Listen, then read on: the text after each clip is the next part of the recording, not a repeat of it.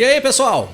Tudo bem com vocês? No ano de 2023, na Fórmula 1, nós tivemos uma equipe que venceu quase todas as etapas da temporada. Foram 21 vitórias em 22 corridas disputadas. É lógico que a Red Bull, que conseguiu esse feito, buscou o título mundial de pilotos lá no final do ano. Bem antes do final do ano, na realidade. Porque geralmente a equipe que mais busca vitórias no decorrer da temporada leva o título mundial de pilotos. Mas em algumas temporadas, no decorrer da história da Fórmula 1, isso não aconteceu. Então hoje aqui no Rock 'n' Race tem Top 5. As equipes que mais venceram no ano e não buscaram o título mundial de pilotos lá no final da temporada.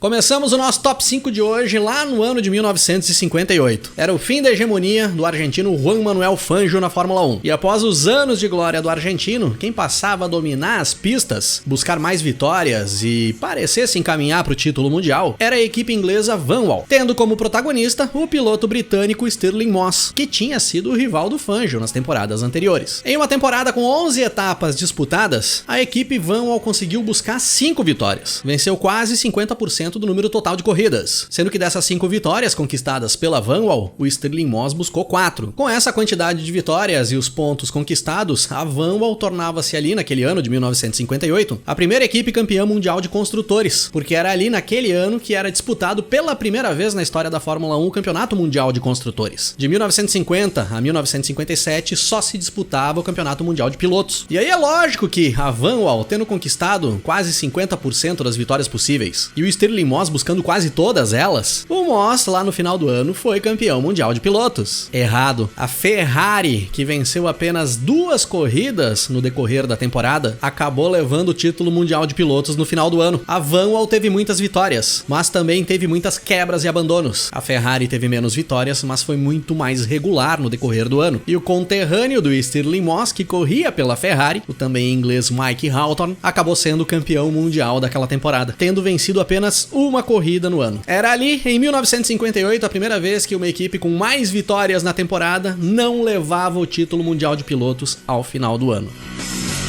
Nossas roupas pelo chão.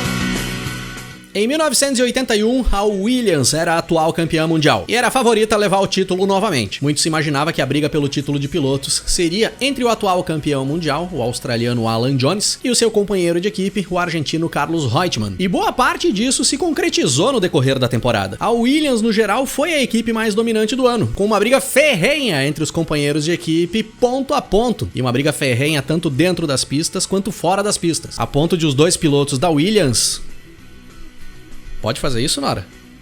A ponto de os 2 pilotos da Williams quase irem às vias de fato. E ao final da temporada, nem se olharem mais na cara, nem se falavam mais. No geral, foram 4 vitórias da Williams no decorrer do ano, a equipe que mais venceu na temporada. 2 vitórias para cada piloto. Título de construtores para a equipe do seu Frank Williams, mas nada de título de pilotos, pois quem acabou ficando com esse título foi o brasileiro Nelson Piquet, que corria pela Brabham. O Piquet buscou 3 vitórias no decorrer da temporada. Foi o piloto que mais venceu. As 3 vitórias da Brabham no ano foram conquistadas pelo Nelson Piquet. Acabou sendo a segunda equipe que mais venceu no ano, atrás da Williams com 4 vitórias e empatada com a Renault, que também buscou 3 vitórias. E foi a partir daí que começou a história de que a equipe Williams valorizava mais o título de construtores do que o título de pilotos. E eu me pergunto até hoje, não teria sido uma boa desculpa do seu Frank Williams por ter perdido o título de 1981, mesmo tendo buscado mais vitórias? Fica a pergunta.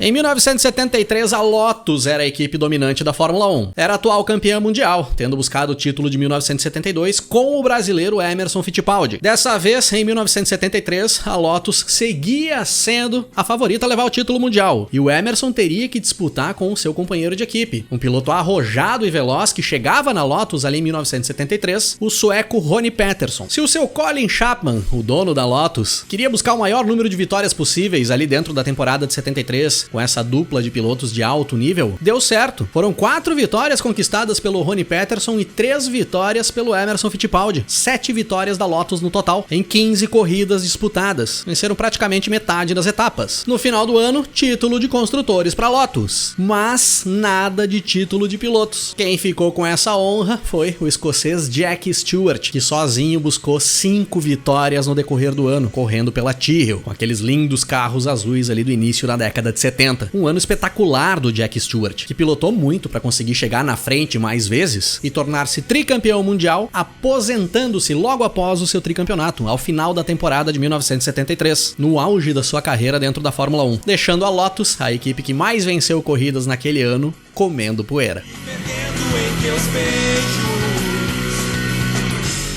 E mais uma vez, a equipe que valoriza mais o título de construtores ao de pilotos segue a cartilha à risca. 1986, e o seu Frank Williams montava um time de alto nível para voltar a buscar título mundial. O brasileiro Nelson Piquet e o inglês Nigel Mansell nos cockpits, um carro muito bem projetado, o FW11, impulsionado pelos melhores motores da Fórmula 1 naquela época, os turbo da Honda. E é óbvio que esse time acabou dando um banho de vitórias nos demais. 9 vitórias em 16 etapas disputadas. 4 vitórias do Nelson Piquet, 5 vitórias do Nigel Mansell. Título de construtores para Williams. Mas o título de pilotos teria que esperar, pois esse acabou ficando com o francês Alain Prost, da McLaren, que venceu apenas 4 etapas no decorrer do ano. Foram 9 vitórias da Williams contra 4 da McLaren, e a McLaren leva o título de pilotos. Lógico que vários problemas ali dentro da Williams em 1986 acabaram levando a equipe a esse ponto, principalmente o fato do seu Frank Williams estar afastado da equipe no decorrer do ano por ter sofrido um grave acidente ainda na pré-temporada, um acidente automobilístico que acabou colocando na cadeira de rodas. Mas mesmo assim, é difícil de imaginar que uma equipe que venceu menos da metade das corridas da equipe principal daquele ano acabaria levando o título mundial de pilotos. Aconteceu. Alain Prost com a McLaren em 1986, desbancando a favoritíssima Williams. Mas nós tivemos uma vez no decorrer da história da Fórmula 1 em que uma equipe que ficou na 4ª posição no ranking de vitórias da temporada levou o título mundial de pilotos no final do ano. E por ironia do destino, essa equipe é aquela mesma que diz que valoriza mais o título de construtores do que de pilotos. Eu tô falando da Williams em 1982, e um dos títulos mais impossíveis da história da Fórmula 1. Se em 1981 a equipe Williams era a favorita a levar o título, em 1982 era a zebra. Ninguém acreditava na Williams naquele ano. As favoritas a levar o título naquele ano eram Renault e Ferrari, que já dominavam os motores turbo dentro da Fórmula 1, naquela época de transição da categoria. Tinha a McLaren por ali correndo por fora. Ninguém apostava na Williams para ser campeã. Mas, em uma temporada extremamente conturbada, principalmente pelos graves acidentes que aconteceram dentro das pistas, alguns fatais, o título de pilotos no final do ano acabou ficando com o finlandês Keke Rosberg, da Williams, que fez uma temporada bem regular, conseguia se manter geralmente na zona de pontuação, não terminando tão pra frente, buscou apenas uma vitória no decorrer da temporada, a única vitória da Williams naquele ano, que ficou apenas com o 4º lugar no Mundial de Construtores. O Keke Rosberg tornava-se ali o primeiro e único campeão mundial de Fórmula 1 que buscava o seu título, tendo ali naquele momento apenas uma vitória no currículo, feito que nós nunca mais veremos na história da Fórmula 1. No final do ano, a Renault tinha buscado 4 vitórias no total, a McLaren também tinha 4 vitórias, a Ferrari 3 vitórias e a Williams apenas uma. Um feito que nós também nunca mais veremos na história da Fórmula 1. E esse é o nosso top 5 de hoje, galera. Temos mais equipes no decorrer da história da Fórmula 1 que buscaram mais vitórias dentro de um ano e não levaram o título mundial de pilotos? Se eu deixei pra trás algumas que entram nesse quesito, tragam pra nós aqui nos comentários. E valeu por ter assistido o vídeo. Se curtiu, não esquece de deixar aquele like aí pra nós. Compartilhe o vídeo com a galera e nós vamos nos falando na sequência. Grande abraço pra todo mundo. Até mais.